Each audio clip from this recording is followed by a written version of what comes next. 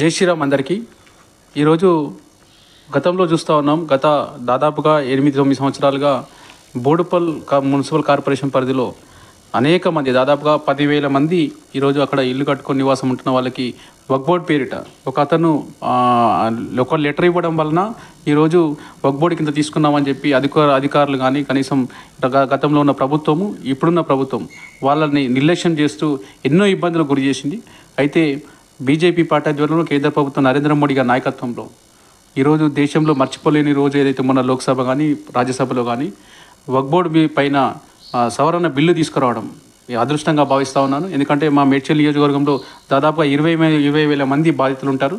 అయితే దానిలో వక్ఫ్ బోర్డు కింద ఏదైతే పెట్టిన వాళ్ళని అధికారులు నిర్లక్ష్యం ఎట్లా ఉందంటే, గౌరవ కలెక్టర్ గారు అనుకోండి, ఎంఆర్ఓ గారు అనుకోండి, రాష్ట్ర ప్రభుత్వానికి సీసీఎల్ కూడా వీళ్ళు ఒక లెటర్ కూడా ఇవ్వడం జరిగింది. అంటే ఏమని, ఇది వక్ఫ్ బోర్డులో లేదు అని చెప్పి ఒక వ్యక్తి పిటిషన్ ఇవ్వడం వలన వక్ఫ్ బోర్డులో పెట్టినామని చెప్పి, అయినా సరే ఈ రాష్ట్ర ప్రభుత్వం నిర్లక్ష్య, అంటే ఒక మంత్రి అనుకోండి, లేకపోతే అధికారులు కూడా కావాలని చెప్పి వాళ్ళ దగ్గర భయపెట్టించి, అంటే బాధితుల దగ్గర భయపెట్టించి డబ్బులు తీసుకునే ప్రయత్నంలో మాత్రమే వాళ్ళని ఆపుతూ ఉన్నారు.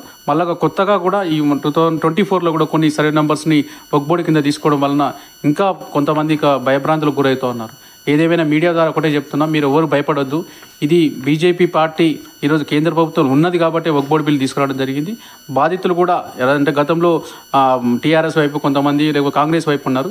నేను మీడియా ద్వారా ఒకటే చెప్తున్నా, ఇప్పుడు కేరళలో జరిగిన సంఘటన, నిన్న జరిగిన సంఘటన ఏదైతుందో వక్ఫ్ బోర్డు తీసేయడం వలన అక్కడున్న క్రిస్టియన్ కుటుంబాలన్నీ కూడా ఈరోజు భారతీయ జనతా పార్టీలో చేయని, మీరు కూడా మేము ఎట్లయితే పోరాటం చేస్తున్నామో మా పార్టీ నాయకులు అనుకోండి, ఈ ఏదైతే రాష్ట్రానికి అధ్యక్షుడైనటువంటి కేంద్ర మంత్రి వారి కిషన్ రెడ్డి నాయకత్వం, ఇక్కడ స్థానిక ఎంపీ ఈటల రాజేందర్ గారు అసలు బాధితుల పక్షాన వక్ఫ్ బోర్డు కమిటీకి కూడా ఈరోజు ఆ రోజు వెళ్ళి, అంటే బాధితుల పక్షాన ఒక లెటర్ కూడా ఇవ్వడం జరిగింది.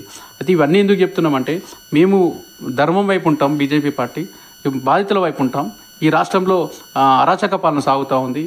ఈరోజు మన పార్లమెంట్ జరిగిన ఏదైతే అధికార పక్షం బీజేపీ పార్టీ అనుబంధ పార్టీలు కూడా ఎట్లా మాట్లాడినాయి, లేకపోతే ప్రతిపక్ష పార్టీలైన కాంగ్రెస్ పార్టీ, దానికి సంబంధించిన కొన్ని పార్టీలు వక్ఫ్ బోర్డు కావాలి, వక్ఫ్ బోర్డు ఉండాలని చెప్పి వాళ్ళు పోరాటం, తీసేయాలని చెప్పి అధికార పక్షం వీళ్ళందరూ చూస్తూ ఉన్నాం. అంటే దాని జరిగిన సంభాషణ కాబట్టి ప్రజలు కూడా ఈరోజు ఎవరు పోరాడిరు, ఎవరు తెచ్చిండ్రు, ఎవరు బాధితుల వైపు ఉన్నారని చెప్పి అర్థం చేసుకొని అందరూ కూడా బీజేపీ పార్టీలో జాయిన్ కావాలి.